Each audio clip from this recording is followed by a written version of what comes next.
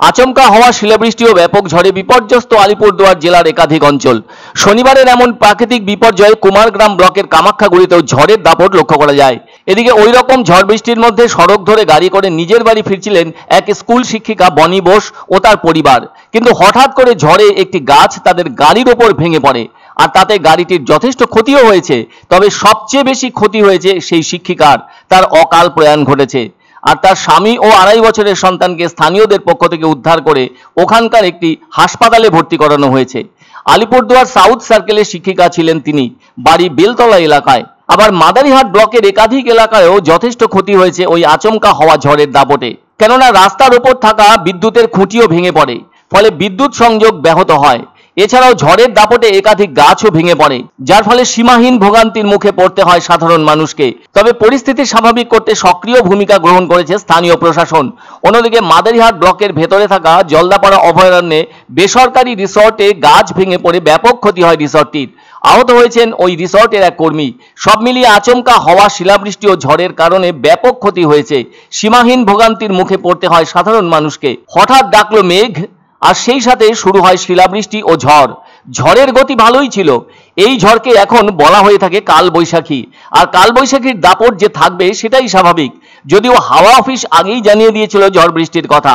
তবে শিলাবৃষ্টিতে ক্ষতি হয় ফসলেরও। আর এ সময়ে ঝড় বৃষ্টি এবং শিলাবৃষ্টি প্রত্যেক বছরই হয়ে থাকে, সেই সাথে কিছু ক্ষতিও হয়ে থাকে। সবচেয়ে ক্ষতিগ্রস্ত হন চাষিরা, কেননা শিলাবৃষ্টি সবজি চাষেরও অনেকখানি 12টা বাজিয়ে দিয়ে থাকে। ফলে শনিবারও শিলাবৃষ্টির জেরে বেশ কিছু জায়গায় ক্ষতি হয়েছে সবজি চাষের। আসলে প্রকৃতির এমন খেয়ালি পড়ায় মানুষের কোনো হাত নেই, তাই এ ধরনের ক্ষতি স্বীকার করে নিতেই হয়। এছাড়াও ঝড়ের দাপটে যেখানে সেখানে গাছ পড়ে গিয়ে বিপদও বাড়িয়ে তোলে। আর এমনটা শুধু যে আলিপুরদুয়ার জেলার ভেতরেই হয়েছে তা কিন্তু নয়, রাজ্যের ভেতরে থাকা একাধিক জেলায়ও ঘটেছে কালবৈশাখী ঝড়। আর এর সাথে কখনো কখনো হয়ে থাকে শিলাবৃষ্টি। বর্ষা আসার আগে এই সময় এ ধরনেরই পরিবেশ লক্ষ্য করা যায়। গরম তো ভালোই, বিশেষত কলকাতা সহ দক্ষিণবঙ্গের একাধিক জেলাতেও কালবৈশাখীর মেজাজ লক্ষ্য করা যায়। প্রত্যেকবারই চিন্তা থাকে ঝড় বৃষ্টি বা শিলাবৃষ্টি হলে। অনেক সময় তো শিলাবৃষ্টিতে মাঠের পাকা ধানও নষ্ট হয়ে যায়। যাই হোক, গতদিন আলিপুরদুয়ার জেলার একাধিক জায়গায় আচমকা কালবৈশাখী ঝড়ের দাপট লক্ষ্য করা যায়। ঝড়ের দাপট এতটাই ছিল যে বেশ কিছু ছোট বড় গাছ নষ্ট হয়েছে। তার সাথে ছিল দারুণ শিলাবৃষ্টি। শিলাবৃষ্টিতেও ফসলের ক্ষতি হয়ে থাকে। বিশেষত এ সময়ে সবজির ক্ষেতে শিলাবৃষ্টির কারণে চাষিদের মাথায় হাত পড়ে যায়। তবুও তো ভালো গভীর রাতে হয়নি, যেন জোড়া দাপট কালবৈশাখীর।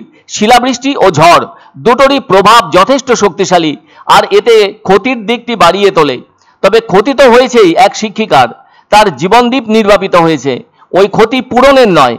আসলে প্রকৃতি তো মানুষের কথা শুনে চলে না, তাই ওই প্রাকৃতিক কাণ্ড কখন ঘটবে, কোথায় ঘটবে, কেমন করে ঘটবে তা মানুষের নাগালের বাইরের ব্যাপার। বিকেলবেলা প্রাকৃতিক দুর্যোগ, হঠাৎ করে এই মাদারিহাটে অনেক ক্ষয়ক্ষতি হয়ে গেছে, প্রচুর গাছ ভেঙে পড়ে গেছে। তো বিশেষ করে ইলেকট্রিক পোলগুলো যে আছে সেই পোলগুলো ভেঙে পড়েছে। তো আমার তরফ থেকে আমি এটুকু বলবো যে যত তাড়াতাড়ি সম্ভব এগুলো সব ইলেকট্রিক অফিসে ফোন করে যেভাবে সমস্ত এই যাতে সবার বাড়িতে ইলেকট্রিক পৌঁছে যায়